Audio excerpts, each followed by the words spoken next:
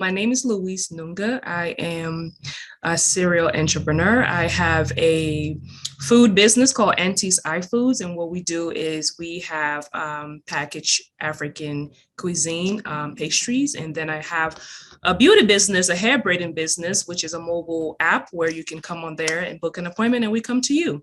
And I'm an author, a speaker, a mom, and a business coach. So I'm a little bit of everything.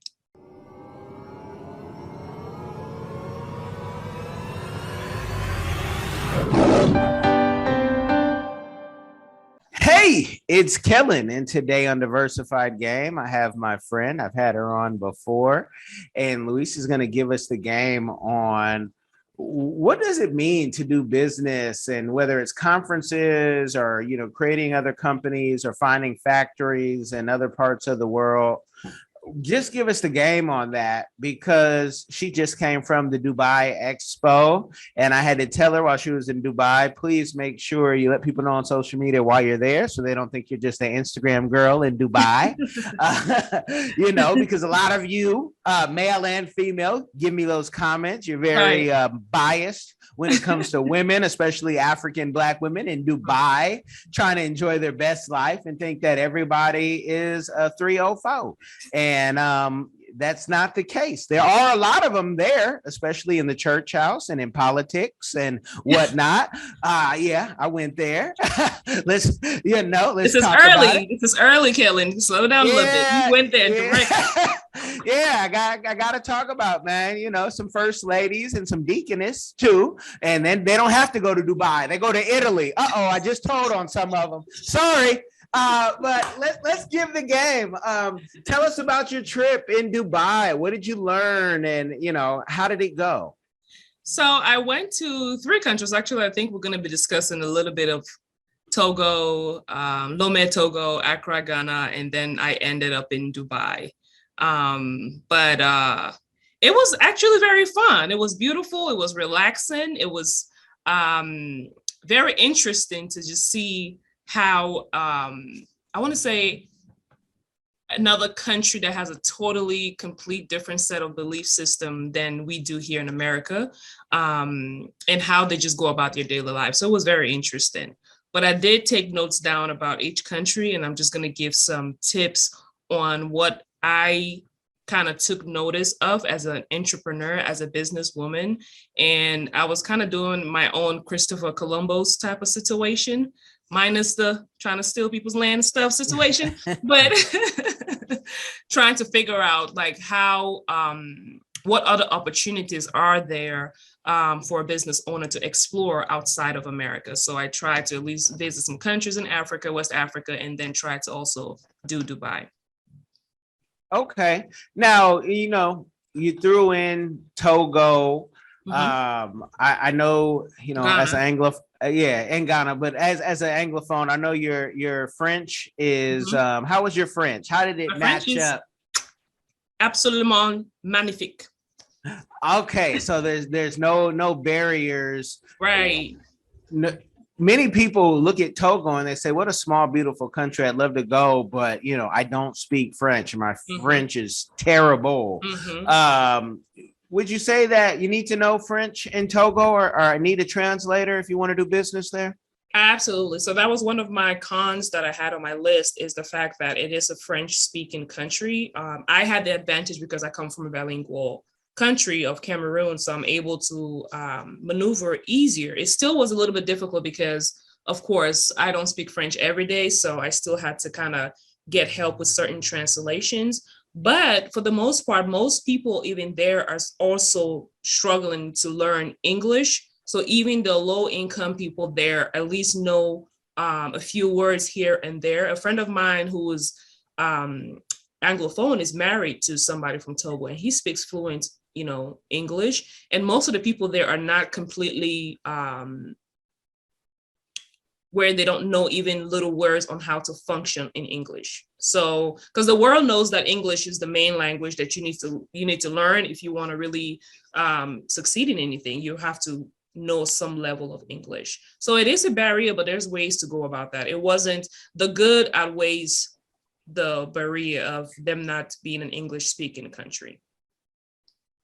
Okay, and compare, Togo to Ghana, because everybody. I mean, there's over 5,000 Black Americans in Ghana, and then for all the Black Americans who haven't had a chance yet to go to the beautiful Ghana, they say, "Oh, I don't know if I want to go there because it's too many of us," and people say all type of things until they get to go, and then your mind can change. So compare. Is it easier to do business in Togo or in Ghana, where Ghana, we know you have to have a partner, or you'll have to go grab one of those Ghana must go bags and get out if you don't have a partner.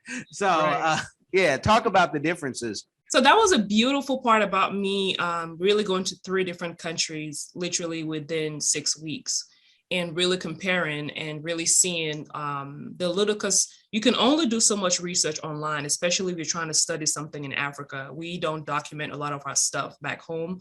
And so you can't really go by what you see on YouTube or what you see online. You have to physically go there and experience it for yourself.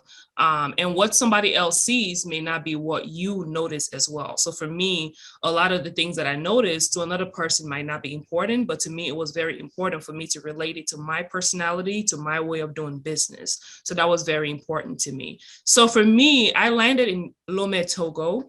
And like you said, people think of Togo and they think, hey, beautiful small country, right? And when they say small country, you will think that, oh, it's so small, maybe there's not a lot of opportunity. Maybe it's not really, you want to think of the big Nigeria, the big Ghana, and all of that. But I was so blessed that I actually started in Lomé, Togo, because as small as it is, it's so much more, it has so much to offer that I think is underrated, right? So for Togo, number one, flight tickets to Togo was very cheap. It was about $600 for me to get a ticket, a round trip ticket to Togo. The cost of living is so low. It was about $40 a night to stay in a 3-bedroom American standard home in a gated community. Right. And to rent a car, was, very, very, the cost of living was amazing. And then the country is so clean. Like, I'm telling you, there's a trash can on every block in public. Like, we don't even have that in Cameroon, where there's no littering, the country is safe. And then there is a police on every street. Like, it's just so orderly, and they're not pulling you over talking crazy to you. They're pulling you over with respect. You show your paperwork, you go ahead. You don't have to bribe them for the fact that they pulled you over, right? And then the people are so honest and so hardworking. I used my driver in Togo and compared it to my driver in Ghana, and it literally was an explanation of the people. That was what I used to compare the culture of the countries that I was dealing with. But in Togo, if they say they're going to be there at 8, they're going to be there at 7:50. There's so much honor. The people are so direct and honest and welcoming to outsiders. And they're hardworking and they're simple. And the pace there is very slow, especially for me. I don't function. There are people that can function in fast-paced places where traffic is high and it's fast-paced. Like, some people can function very well in New York. But for my personality and my way of doing business, I knew that I needed somewhere that was slow-paced, that I could catch a breath and take my time and actually do a thorough process to be able to do what I need to do. So I like that it was slow paced as well. The shipping port in Lomé, Togo is one of the best in West Africa. I mean, it is huge. When I drove past it every time, I was just amazed at how huge, and orderly that it is. And then also with this whole COVID situation, Togo was the cheapest that I had to pay for, testing, because, every country right now is trying to make extra bread off of this whole COVID situation. I mean, it's just ridiculous just to get tested. And if they know you're traveling, that just makes the price 5 times more, So with Togo, it was literally $50 for testing. It was just very simple, straightforward. If they say you're going to get your test the next day, you got your test the next day, even before the time that you expected. So I just really like those little things that was major to me. And the fact that Togo was right next to Ghana, like, I didn't have to buy a ticket to go to Ghana. I snuck into Ghana. Okay, don't tell nobody. But it was literally, if you want me to give you some videos about me sneaking in on a bike, I can send you that for you to show the people. But it was an experience. I'm like, this is it. Like, it's literally a 5-minute walk on the border from Togo to Ghana. It literally, they're right there. Like, there's one security guard just there who you can, you know, if you know people that know people, you get away with it. But it was literally a 5-minute drive on a bike or on foot. When we came back, we literally walked and crossed the border. When we're going, we got on a motorbike and crossed. But it was so nice that Ghana was literally right there. And so it's easy. The borders were not open then. They have since then reopened it this past month. So I like that it was next door, because it's like, okay, you can maybe go do business in Ghana and still come back to Togo or stay in Togo and do business in Ghana, or have, you know, the best of both. So that was what was great about Togo. And what was great about Ghana was that Ghana is very, very busy, very advanced. So let me not say Ghana as a country, but Accra, Ghana, because I went only to Accra, Ghana. Accra is kind of like New York. Everything is fast paced. Traffic is ridiculous. It's advanced. They have I want to say almost everything that we have here in the States, they have it there in Ghana. The big supermarkets, the products that we use here. So you can actually have, you know, an American standard life in Ghana with no problem, as compared to in Lome, Togo, where it's not as advanced as Ghana. And then with Ghana, you know, they have their own shipping port too, because I was looking into which country had the best shipping port for my products if I wanted to open a factory there to ship my products here. So Ghana, for my research, has one of the best trusted shipping ports. So when shipment is received here in America from Ghana, they don't take too much closer look at it. They trust it more than they would any other country, more than especially Nigeria. Sorry, Nigerians. But they don't go into details with making sure they look everything, from what I heard from my cargo people. So Ghana was very good with the shipping as well. And then the fact that it's English speaking, right? So everybody speaks English, even though really they still mostly will speak, you know, Tree and, you know, their language and whatnot, but for the most part, everybody speaks English, so it's easy to function there as an American. And then diversity in nationalities is amazing over there. I mean, you see Lebanese, you see, just like you said, Americans are there, Jamaicans are there. The diversity is just amazing. But I don't want to go too far, because so I got to go to the cons, but you let me know if it's time to go to the cons about both countries. Well, you can definitely go to the cons. I was kind of chuckling when you said, sorry, Nigeria, but they're used to losing, you know, they're not going to the, you know, World Cup like Cameroon, you know. For once, Cameroon, you know, we on top right now. I'm liking that. Yeah. I know Senegal. I hear you saying you got something for it, but chill out, relax. First beat Croatian, Serbia, and all those things. Well, you can definitely educate people on the cons, because, you know, we don't want to make Africa seem like it's heaven or nirvana, even though we love to, you know, go there and do business and hopefully live. But yeah, give folks the cons, so we give, you know, the full 360, you know, perspective. Right. So the cons for Lome Togo was that for me, especially in the food industry, I realized that there was a shortage in food, in agriculture, because the land is pretty much almost, I want to say, deserted. It's not very fertile. So a lot of places full of sand. I mean, if you see pictures from Togo, it's full of sand since they're so close to the beach. So I did notice going into the markets and stuff like that, the diversity in food was not really there. They're very simple, and just, you know, what they have is what they have.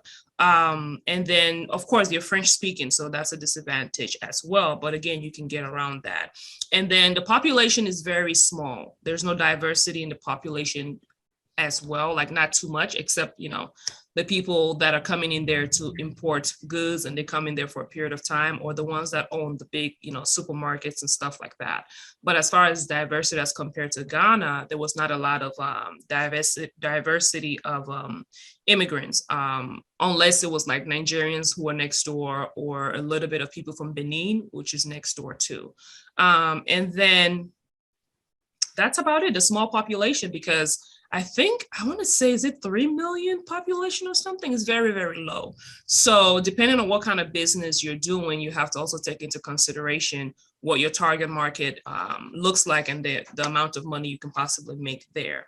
The cons about Ghana was that for me, it was too saturated and too busy and too fast paced. I mean, from traffic getting in, it was just, it's like, how people say when you go to certain areas, like liquor store, like it was just restaurant, supermarket, everybody and their mama is doing business. I mean, they're it's so busy, so advanced, fast paced, which is also a good thing depending on what you're doing in your business.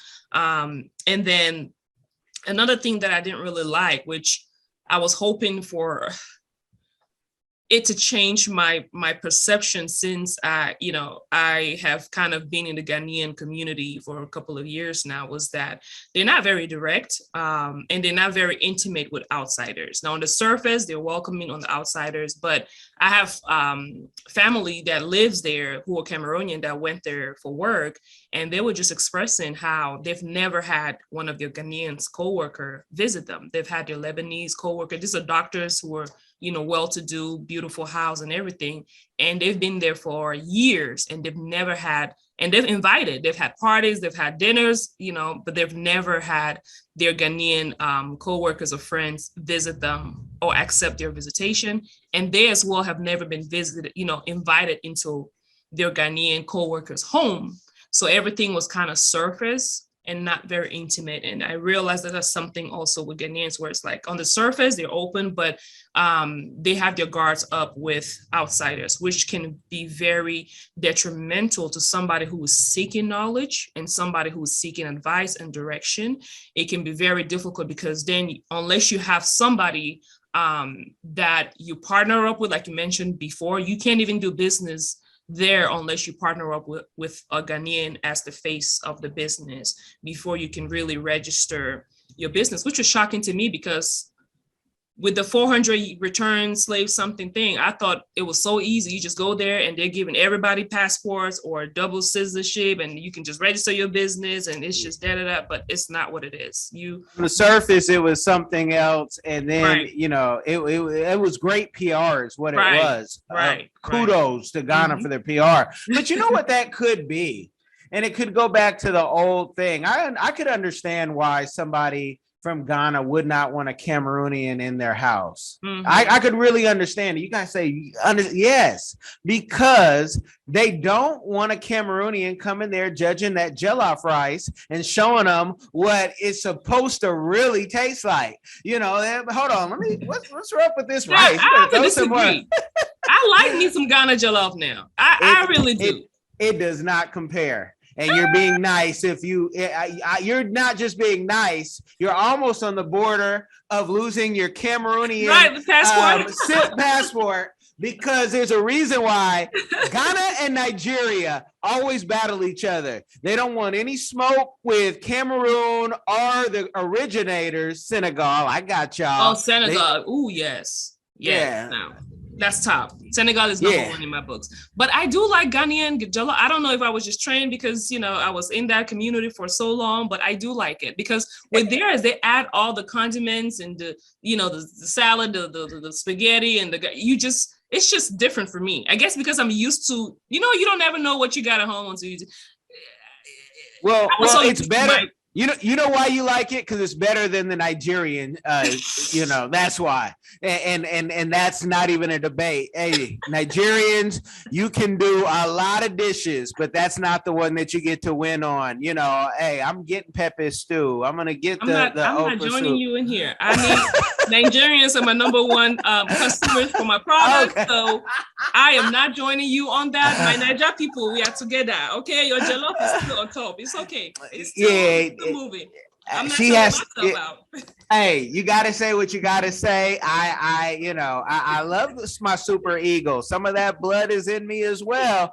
But when it comes to a real foodie and a sous chef, somebody, who really takes food serious. And why I tell you, your puff puff is it's delicious. But yeah, it doesn't compare. But I'm glad that you enjoyed the times, and the laws can always change, and there's always ways to find partners. If you really want one, we could find one. But to me, it's dangerous when you have to have a partner, because the wrong partner, as you know, as in life and in business, can really ruin your business, if they have a meltdown or something. Right. So in Dubai, did you see any cracks in the game where, wow, I think I could maybe start a business here or a factory? How was it there for that? So to kind of complete the Ghana situation, because you said something very pivotal, is that, yes, we understand the setting of the boundaries because of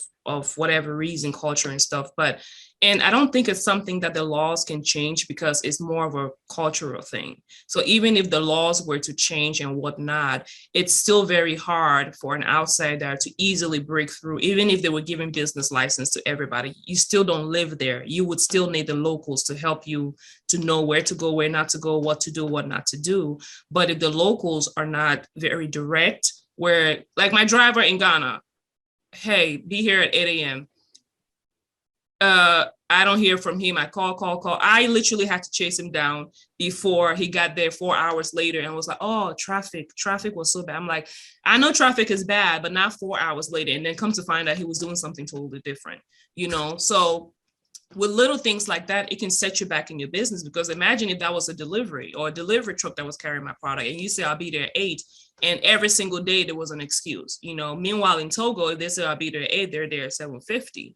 So for me, it was the cultural, they're not inclusive culturally. They're very traditional, very, very traditional, and are only for their own people that they see fit. So with that, it's kind of similar to with the Dubai situation, because in Dubai, all the Rolls Royce and, Lamborghinis and all of the expensive cars, most of them were driven by, Arabs.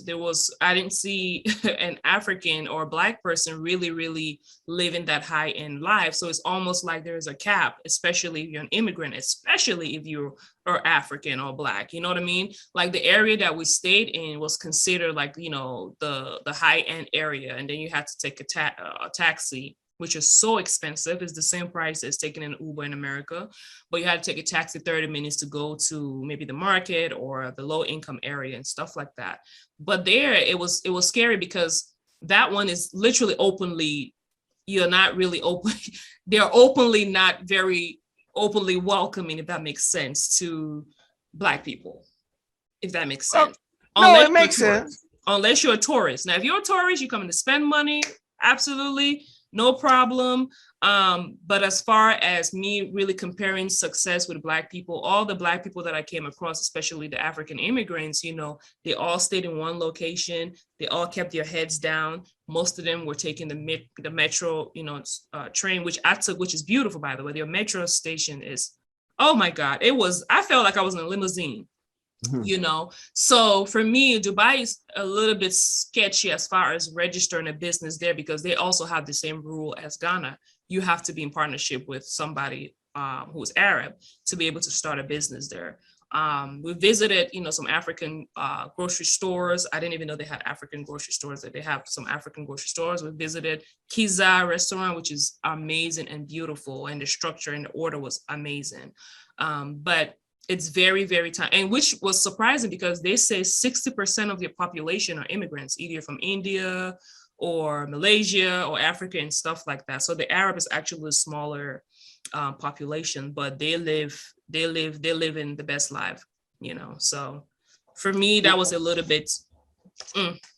Well, I understand why Ghana and other countries why they do. I mean, I read the book Ghana Must Go, and I can understand why now we're doing good. You're just not going to come over here and just exploit us, everybody, because there are many Black Americans who are winning out there. I've interviewed some, especially prior to COVID. They are winning. They've done what they've needed to do to get there, to get businesses, whether it was get married or, find partnerships. And, the men really win when they can go get married to a woman there coming from America and actually get somebody like Cam Newton said that will let you lead.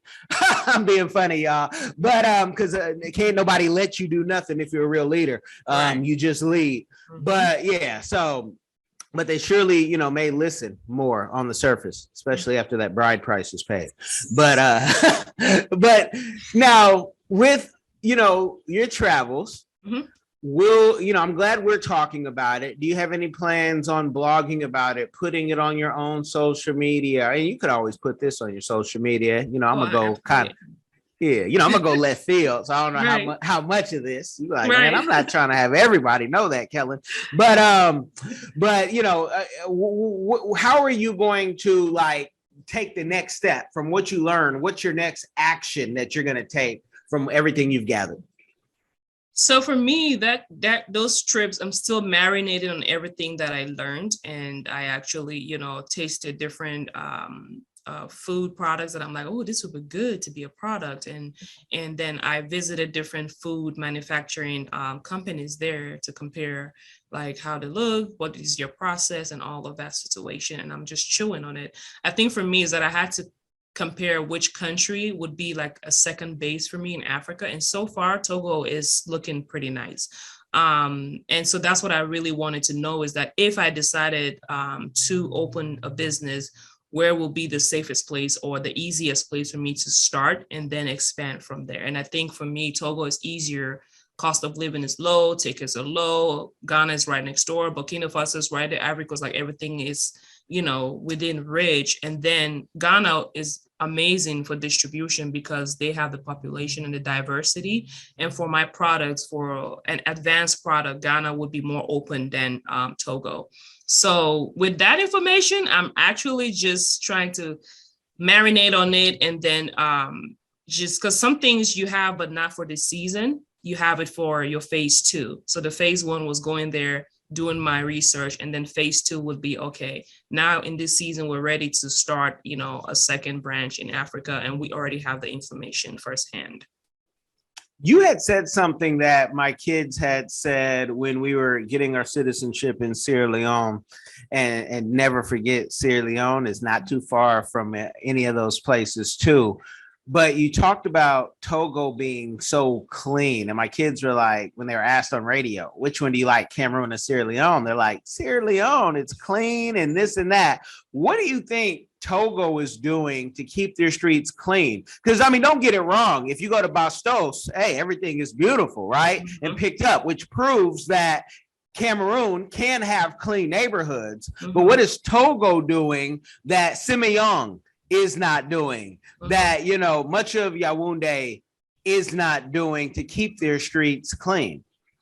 It's so simple. Literally, it's so simple is that they have trash cans on every corner, literally on the road. You will not walk a few feet without seeing a public governmental trash can. First of all, it makes it easier. And then I think they're at an advantage because there's not a big crowd.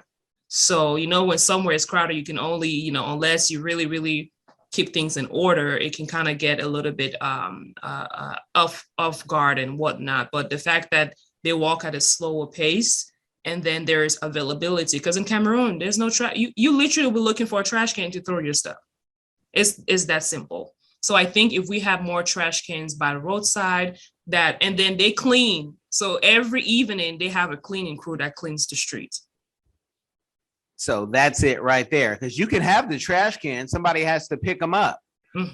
Someone has to pick the stuff up And it's a problem, especially throughout West Africa, even in Burkina Faso. There's a video out there by Letitia Robb, and she's organized a cleaning crew. While they're cleaning, someone who's cleaning also trashes something on it. She's like, no, we're here to clean, and you just do. I mean, and it's like, you know, and so, okay, so there it is, y'all, because that problem, it impacts tourism. It impacts the perception of Africa, even to children. And it's like, you know, why can't this place be clean? And Sierra Leone is much cleaner than Cameroon, until you get to my favorite part, that Southwest, Limbe, you know, and that's where you can find me. Something about the English side, they understand it. Hey, go to France, you guys, it'll make sense why the French side and, you know, some French countries, some are like that, but I'm glad to hear that about Togo. You said something so good right now, because it's like those little things are very important for the growth of the country, for tourism, for which brings money and economical growth, because Dubai did an amazing job in selling their country. Okay. Dubai is not cheaper, it is more expensive. Dubai does not have, you know, I don't know what to say, but it's too overrated. It's not that serious. It really isn't. I was disappointed with the pricing of stuff. And then the fact that I bought some things and I went on Amazon and it was cheaper to order it from Amazon Prime in America. A lot of stuff, not even just one.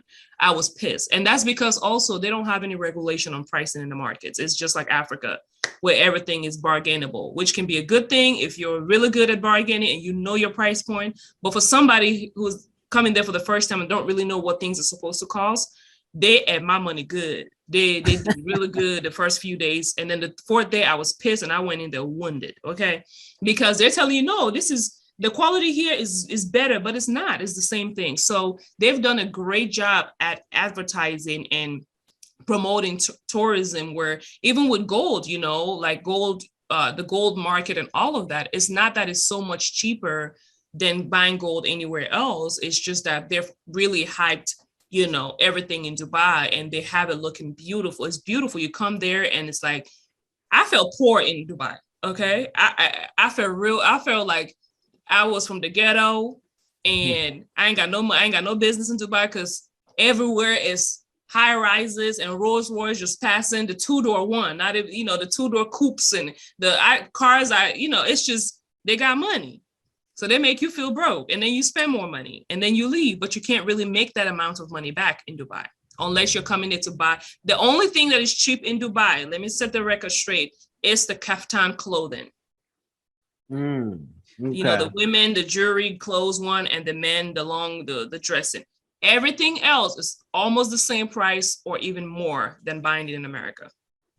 Well, you know what that sounds like to me? It sounds like Dubai. And America has this too, but I call it the Whole Foods effect. Whole Foods can get the same food from any other grocery store or PCC market, where an apple is going to cost you $3 and up. You know, one apple, folks. But it's the way that they make sure that stuff is washed off. It's glistening when you come in. It's organized. Unlike when you go into a Walmart where you can't get help. If you can find somebody who works there, they don't know what's going on. And places like Whole Foods, everybody knows where everything is at, and they're so just helpful, and they want to help you because they want you to spend. You know, you come out there with 2 items for $25, one apple and one banana. But it's organic. Same thing with Amazon. Yeah. It's good.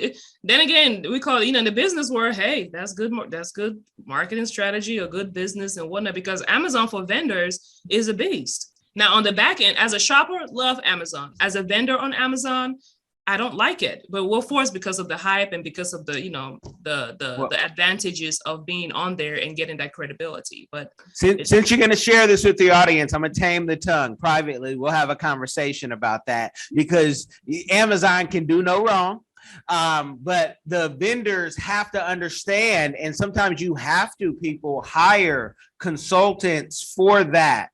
Sometimes, Louise and I have found some things a consultant can't even handle. But there are certain things in Amazon that when you want to go with Amazon, yes, you could do it by yourself. why don't you book a time with us, a paid time, pay it before we get on the line time, and let's talk about your Amazon journey, because Amazon is doing things that 15 years ago we wish we could have had them do for certain companies. But again, Amazon, it has its, 6 years in Seattle, we found that Amazon is like, thank you, because even like the Amazon stores, I don't know if you've been in one yet, if they have them through Atlanta. Amazon has stores that people don't even have to be in, like, and you don't need cash. But that's the beauty of when you're in Seattle and you see what the future is going to be. And the only other place you can really do that is maybe New York, somebody say California, but I say you really need to be in Europe to see how the future is, because I remember us running for that bus in London years back and getting there. Okay, we want to take the bus. We got our change. We don't take money on the bus. Everything is contactless. You got to have it on your phone. So, I love that because it shows us your America follows everything that Europe does anyway. So I just throw that out there. Give us some more game on, just things that you learn, takeaways, things people might be able to hire you for your consulting to say, yo, I actually need more help in that. What's it going to cost? And can I pay in cash? Our kind, how our folks can be sometimes. Can I use my nature's credit card is what I call it. Oh, I could go somewhere with that. That's the way you're trying to swipe it and whatnot, but yeah. No, I think really I've been transitioning what my role is because I have such a diverse understanding and gift, and I've kind of dipped my hands in the beauty world and the food game and the entertainment and all of that good stuff. It got a little bit confusing as to what exactly my one thing or one sentence is, but really what I help people find is how to monetize their gifts, how to find it, and how to really pick up the simple thing in what their gift is, and then how they can turn that into a business. But really, my strong suit is really product development. I just discovered that a few days ago, that makes sense. I think that's a better word to say than just business coach. But I think product development is one of my gifts, even if it's a service development. So creating a product out of an idea that you have, or a burden that you have, or a business that you already have and you want to create a product or a service to add to it. That's something that I'm really gifted at. And I just keep producing it. As long as I'm creating a new product, I'm happy. So I think that's really my strong suit. So you can definitely hire me for us to create a product or a product line. I've done it for my companies. I've done it for the hair business. We have our own braiding hair. We have our custom slippers. We have custom tools for the food business. I had to stop myself from creating more products till I sell what I've created. So I think that's my strong suit. Well, I've told you before that, and we talked about this years ago, you like to create and you can put the system together. I think the marketing piece, because of course you need money for everything, right? But I agree with you, where you really enjoy is the creation of the product, where a lot of people struggle with that. Say, wait, you might give me the ingredients, but I still don't know how to put that in a bag. Right. And then I don't know how to put the picture on the bag where, and so, yeah, definitely Louise can help you create the product. And then when you guys, again, want to put it on Amazon, I want you to give me a call because I want you to not, give Amazon a full crate or box and then it disappears because it wasn't done properly. I'm talking about Louise's first time on Amazon, y'all, just so you know. It was missing 5 cases, okay? Yeah. I just want to make it very, very clear and let people know I don't just talk about my business, but I talk about everybody's experience because we can learn. Because for me, if I had them 5 cases, we're going to make sure we get our cases. You can ask any of my guys in Havana. We've never missed a boat. We don't miss a package at all. And I know somebody's saying, Havana, I didn't know. You're not supposed to know. Y'all know say. You only know if you know. But it is what it is. I love it. I love it. I don't want to overload the people with game, but if there's anything that I missed that you want to share, feel free, and make sure you remind them where they can find you. Sure, you can follow me everywhere at Louise Nunga, YouTube. I have some great video and content on there. And then my Instagram, I post on there more. Facebook, not so much, but I'm also on there as well. I would have to say to anybody, because a lot of us, especially Africans and Americans as well, that are trying to go do business either in Africa or somewhere else, do that first trip. That's just for research purposes, with no stress, with no expectations, and just go there, find the right time, find a great bargain on tickets, and just go down there and explore it. Because it's the little things that really, really got my attention that I would have never thought would be a big deal to me. See something as simple as me choosing a country because of the slow pace, because I know I work best in a slow pace. I don't work best when things are fast. For another person, it might be the opposite, but actually just take a trip. That's what most people do in business, or, you know, most of the corporations, even colonization, they send somebody in there to just, you know, constantly keep coming and just not doing nothing, but just noticing the environment. Oh, this is what you eat. This is where you sit. This is where you like. And they're not doing nothing for years. But we just jump and say, oh, I heard so-and-so said, this is the business that's popping in Ghana or in Nigeria. Send $10,000, send $20,000. I got you. We're going to make money off of this. And you jump in it. And that's how a lot of people lose their money, because they don't take the time out with no expectation, which costs money. I'm not going to lie. I need a job to make back some of that money, because it was an expensive experiment, but it was necessary if I'm ready to go to a global market. So that would be my best advice: is find a time, go there once or go there twice, and do what white people do and do your research and all of that. Exploring is all it is. Exploring and then building. And a lot of us want to have things already built before we, you know, take part. And that's not how you become wealthy. It's how you can stay poor or in this position you're in. But, you know, the Chinese, they go explore and they go to the rural places, and you never see them, you know, outside of the, right, in the city. Right. And they stayed there for a while, get married on purpose. I was like, wait, they get married on purpose so they can, like in Ghana, I heard stories that Chinese will come, they will pick one person in their company to get married to a Ghanaian for the sake of their company moving, you know, to Ghana, or, you know, having something to benefit from there. So they're very dedicated and very focused. But we rush into it because of the fear of, okay, it's going to cost me $5,000 to just go explore. That's me losing $5,000. I'm not going to make that back right now. So we operate from a mindset of poverty already, because, and I understand we don't have that kind of capital and that money. The bank is not giving us money all willy-nilly, but do what you can, but make sure that you strategize and take the time out to go explore. And yes, you're going to spend money that is not going to come back to you immediately, but that's part of building and that's part of doing business. You do it and you know that God is going to replenish that, because you're doing what you're supposed to be doing, and it will come back full circle later on where you get to rip that. Because for me, all this trip, I was able to connect with somebody who connected me to a huge supermarket in Ghana that would be willing to take my product. So it was worth it. Now, it's not going to probably be right now, but I already know, okay, if I wanted to pick some factory, country somewhere, I already have an open door that I can definitely see it growing. And I'll say, you know, you said, you know, the facts show that we don't get the funding, you know, VC wise.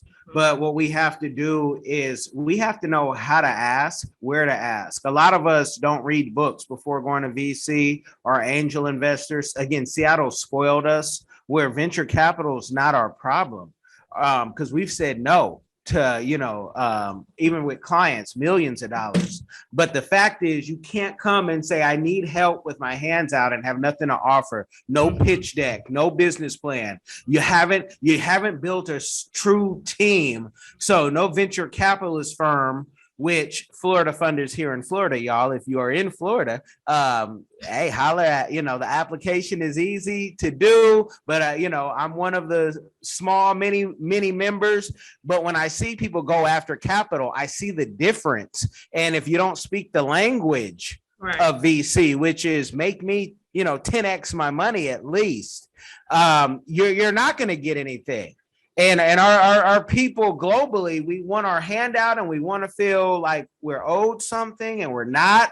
Man, I'm going Republican on y'all, huh? But I need to tell you what your daddy couldn't tell you, or your mother should have told you, because they were worried about hurting your feelings. I'm not worried about hurting your feelings. I want you to come up to that level, but you have to. I'll tell you, I went to a bank one time, SBA loan, many moons ago, for a trucking company that I did.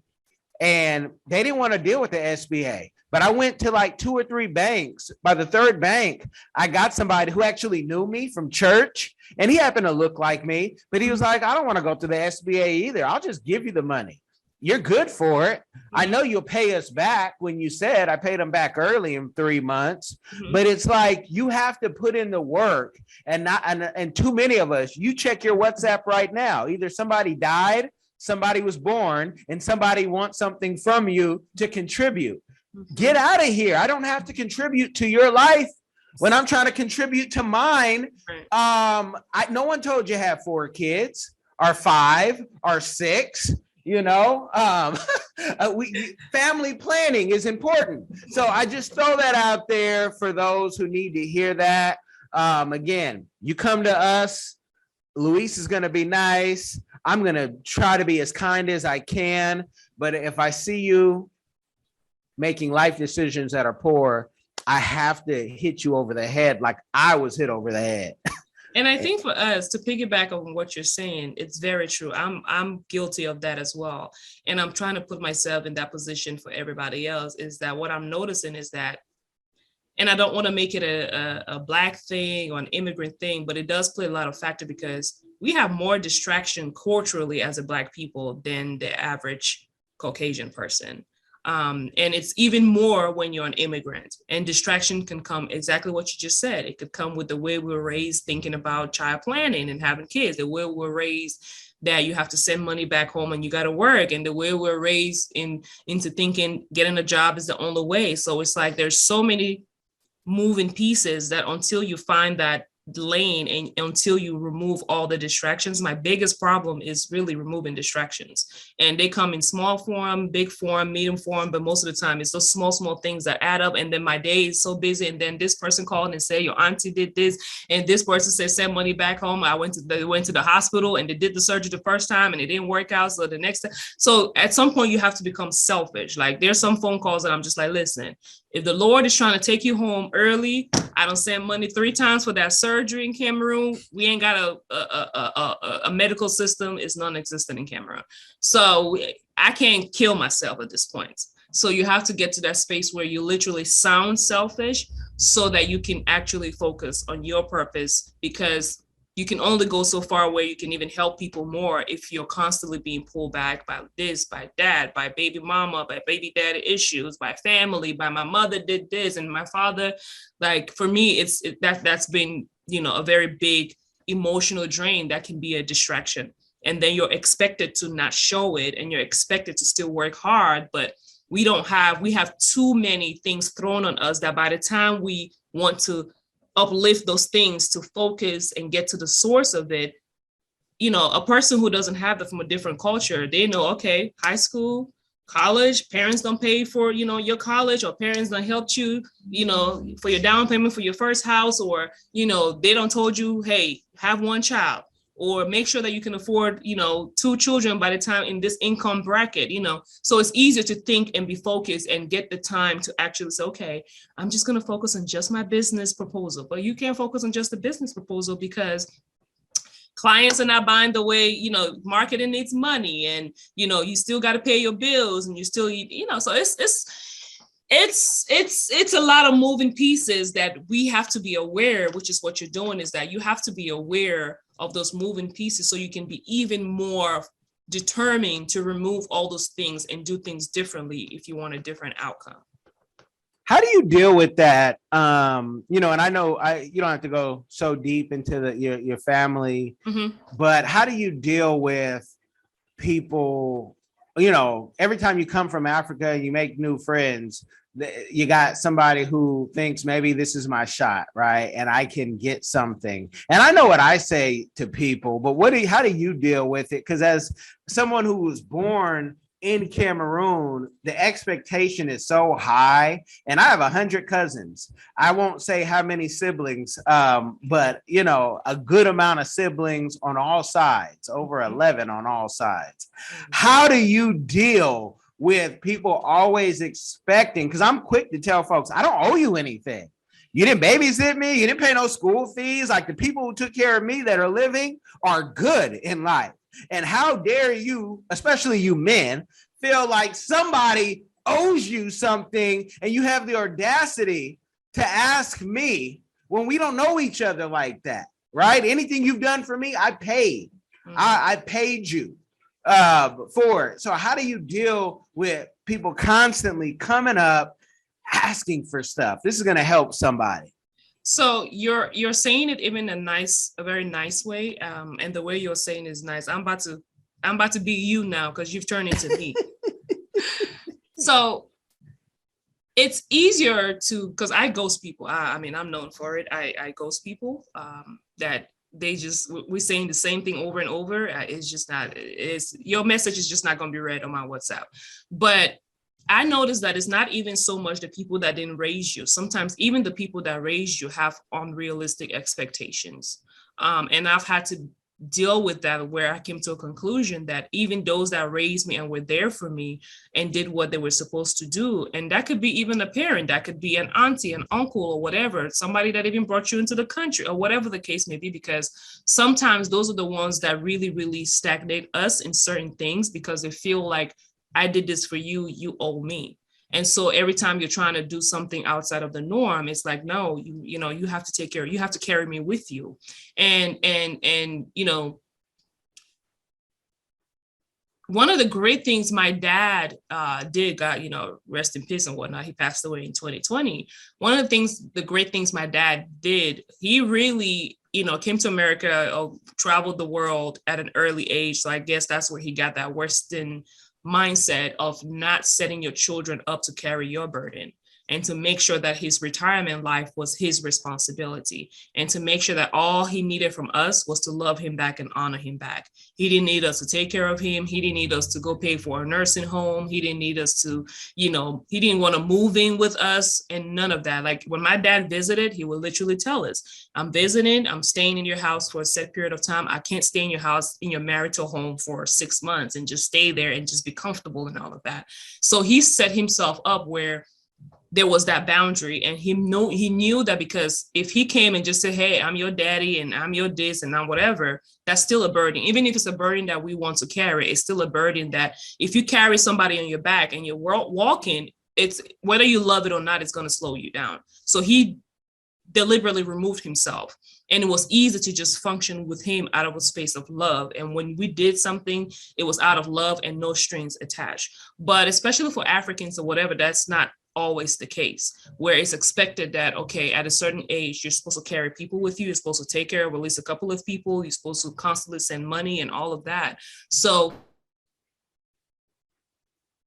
for me, if I'm not led to do something for certain people, I tell people all the time, everybody is not meant to help I don't know how to put it in words, but not everybody's called to a situation, as bad as it is. There's a specific group of people called to a specific group of things.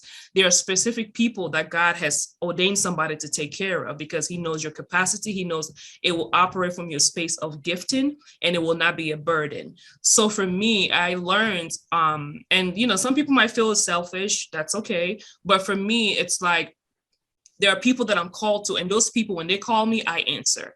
And it's not necessarily people that are blood related to me. I got over that whole situation where blood is thicker than water. No, it's not. That whole situation is just wrong, because sometimes it be the blood yeah. So for me, if it's all about the spiritual thing, or the energy, as people would say, and the feeling of a calling. There are some people that are called to orphans that will have a burden for orphans, but they're not necessarily called to take care of their cousin who's an orphan. per se. You know what I mean? Like you can be Yeah. called to a specific group of people or person. You know, I'm called to people that want to do things like in Cameroon right now. I'll tell you a story. There's this young man that was my father's nurse when I went back home in 2020 to take care of my dad when he fell sick, and I hired him because he was a delivery guy for the food to bring to my dad because he had a stroke and he had to eat specific food. So my auntie would cook the food, and she knew a taxi driver that she would use to come bring the food. And every time he would bring the food, he would pray over it. He would look at my dad. He would touch my dad and say, "Daddy, I'm praying for you. Daddy, you be healed in Jesus' name." He was just praying. And I just kept monitoring him like, wow, this is he had that face of real concern, and he's not related.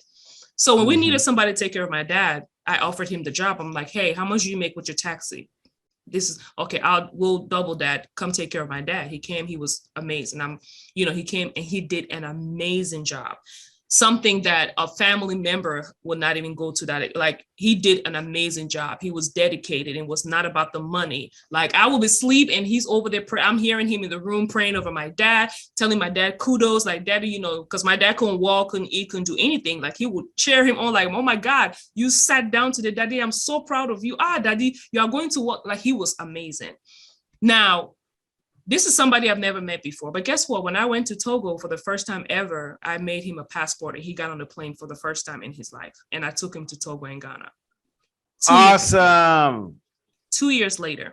And that was the biggest testimony for him. And that's what I was like, you know what? Even if nothing monetarily comes out of these trips, I know that I've made a big impact in somebody's life and even in his generation, because that was the biggest testimony for his entire family. Nobody has ever left the country or even made a passport in his bloodline. Okay. So with that, I'm called to that person. Like every time, if he gets sick, I send money. If he needs anything, I send money because I'm called to that. I started a business for him in Cameroon. I traveled. I didn't have to take him with me, but I'm like, no, I'm called to help this person. Now, family members would be like, "Oh, so how you going?" And I had cousins that were like, "I could have gone with you. Like you could have flew me out with you. Like I ain't left the country either, but I'm not called to you that way because our gifts are not aligning and our need are not aligning, because he's literally like that man prays for me, covers me. Like he's amazing. If I need anything, he's there to solve that problem. So I say this to say that that's the way I decipher that. I don't go by loyalty to blood, because sometimes the blood is it's not the loyalty of the blood, it's the loyalty of the spirit. If we are of the same spirit, we're going to both benefit from each other, and it's not going to be a draining issue. So for me, even Jesus said, "Who is my family?" When his mother and his brother were looking for him, he was like, "My family is anybody that obeys my father." So if we're not obeying the same rules and principles and, situation, somebody going to get hurt. Right. So I go with people that we have the same alignment, because it's coming from a place of overflow and you're not draining me and I'm not draining you as well. I hope that really, answers it. So with that, it's easy for me to block somebody or ignore somebody, because I've told everybody in Cameroon right now, I'm not going to give you fish every month. I'm going to teach you how to fish. You want something out of me? And I told my siblings there, I told my cousins, I'm like, bring me a business proposal, business idea. I'll fund it. I teach you how to do the business. I coach you through it. You have a business set for life. Told that to about 10 people. Only this man brought me an idea like, "Auntie, I want to start my own small, grocery store, container store in the Quata, as we call it, in the neighborhood. He just wants a little store." Guess what? I made it happen within 3 months. He has his container store. He can sell his food products and everything. He's the only one that has brought an idea to me. The other ones are asking me money every month. "Oh, this month hungry is killing me." Hungry will only kill you. Hey, you guys, I'm taking this offline because Louise already knows where I'm gonna go with this man that she had met. I saw him in the outfit in Togo, and I'm like, wait, who is that with the Cameroonian outfit? That's him. No, that's him. Yeah. But no, you guys have been blessed by the game. I'm not going to do that to my friend. I'm going to take this off air. You guys be blessed, because I negotiate bride price too on the side. Y'all share this game with somebody. It will change their life. Hi everyone. Have you ever been curious about visiting Africa? Which African country were you interested in? Kenya, Nigeria, Uganda, South Africa, Ethiopia?